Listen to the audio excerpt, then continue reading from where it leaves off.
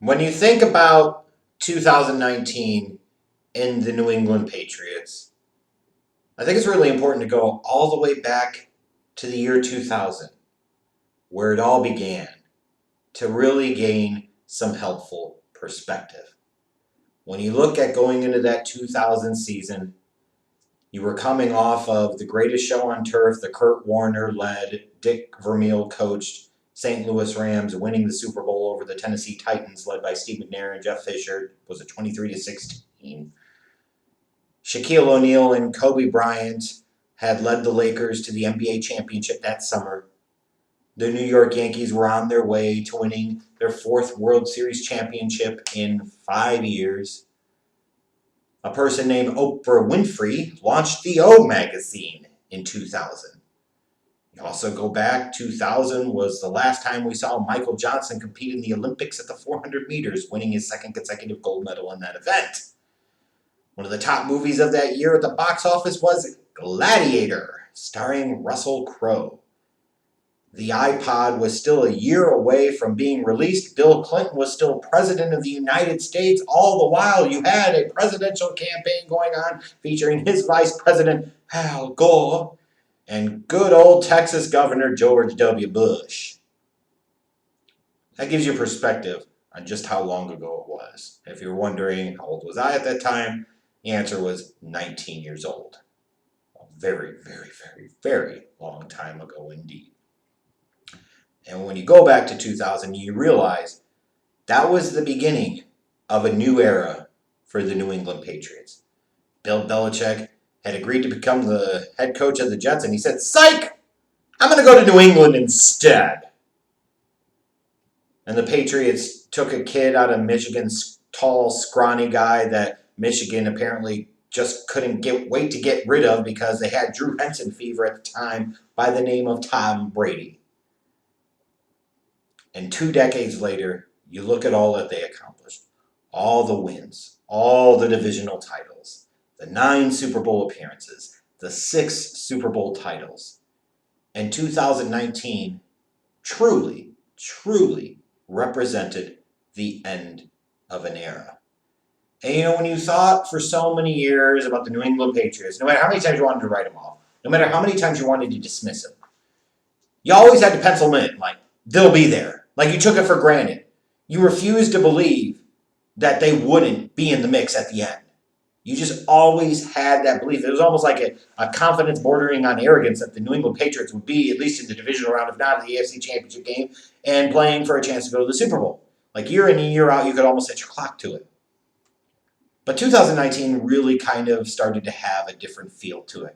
As Lamar Jackson and the Ravens are doing big things, and Lamar's winning the MVP award, you have Patrick Mahomes and the Kansas City Chiefs coming, and they're coming, and they're coming.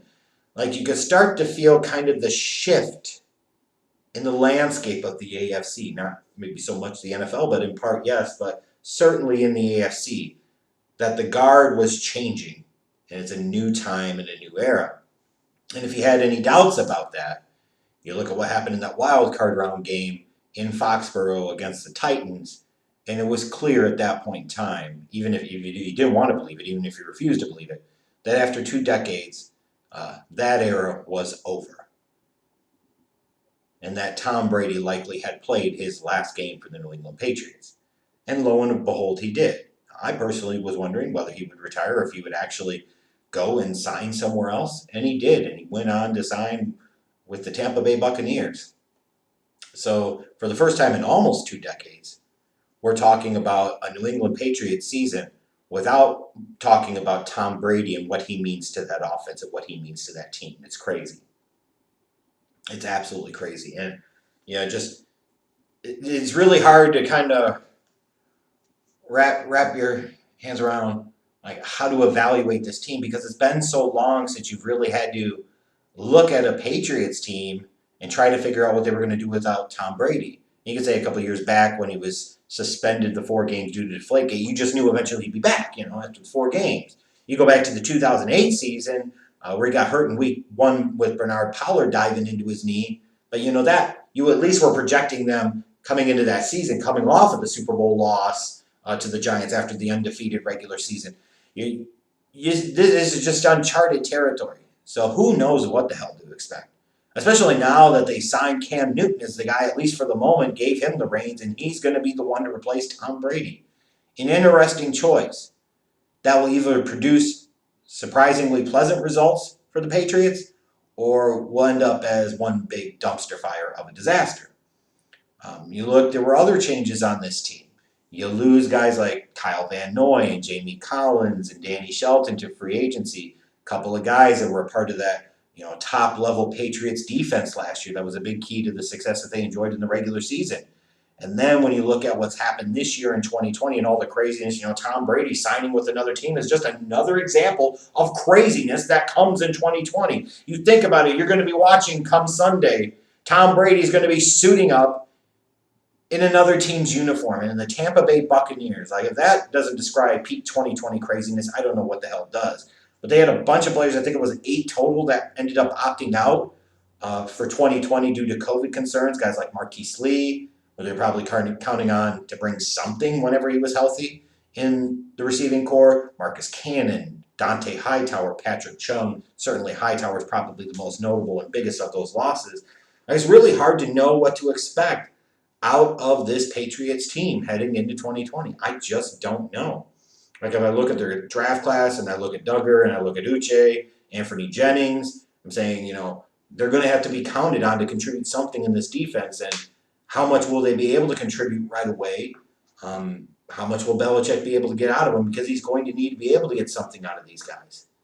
And I just don't know. Like, even if you're a Patriots fan, like, you don't want to blow too much smoke up people's arses about the dude, but the reality is Bill Belichick is the best head coach in NFL history, period.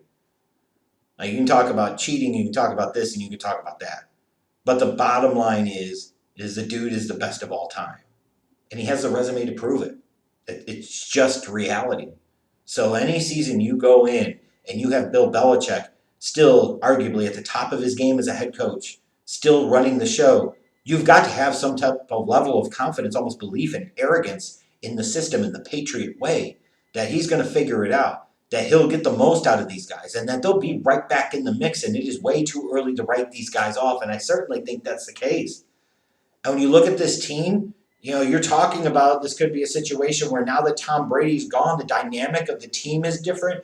The players that are left on that roster in that locker room are going to want to prove that it wasn't just Tom Brady. They're going to want to prove that he wasn't it. They're going to want to prove that they're still a really good team. So it could create a kind of hunger inside of them and kind of change the perspective and focus of the team and the organization.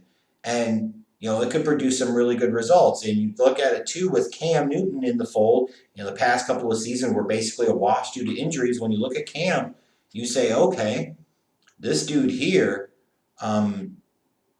maybe he comes back and it gives Belichick and Josh McDaniels a chance to be really creative with what they do offensively. And they figure out a different way that people aren't used to the New England Patriots playing. They figure out different ways to win ball games. And Cam will be hungry. He'll be determined. He'll be a great leader. I think there is still certainly, reason for optimism here. And even though they've lost some people off of that defense, again, they still have Bill Belichick. It's not like the talent cupboard is totally bare there. That secondary should still be pretty good. They still have Stephon Gilmore last time I checked. They've got the McCourties.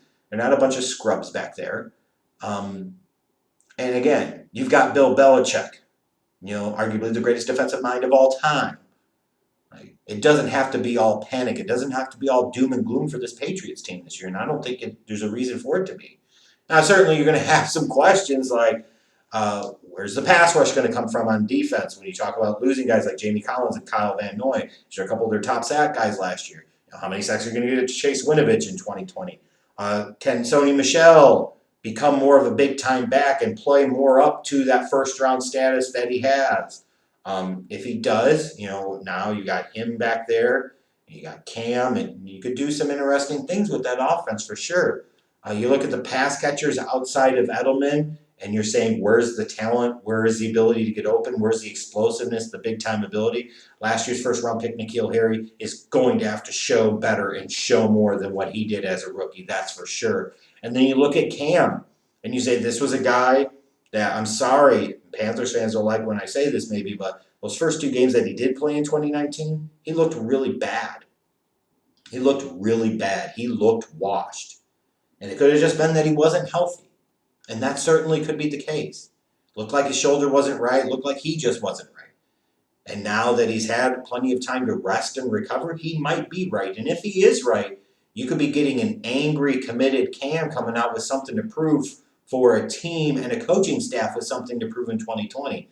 Look, a lot of people are going to be probably talking about all those players opting out as part of a big conspiracy. They're going to try and tank him. They're going to try and get Trevor Lawrence. They're going to try to run the league for the next 10 years. And I just don't see Bill Belichick doing that. Bill Belichick, the last thing he wants to do is have a 3-13 or 4-12 team after Tom Brady leaves because that's going to hurt his legacy. That's going to hurt how people look at him. The thing that he's going to want to do, he's going to want to win double-digit games, win the division, make the playoffs, make some type of run if possible to prove the point that Belichick's the man, not Tom Brady. You get what I'm saying? And I think they can still win double-digit games. I still think this can potentially be a 10-win team. I look at it overall, and I think honestly the Bills are a little bit more of a sure thing at this point, and arguably the better team in this division. But I wouldn't count the Patriots out. But I do think 2020 will mark the end of the Patriots' reign on top of the AFC East. But I'm still thinking they're a double-digit win team, and they still find a way to get into the playoffs.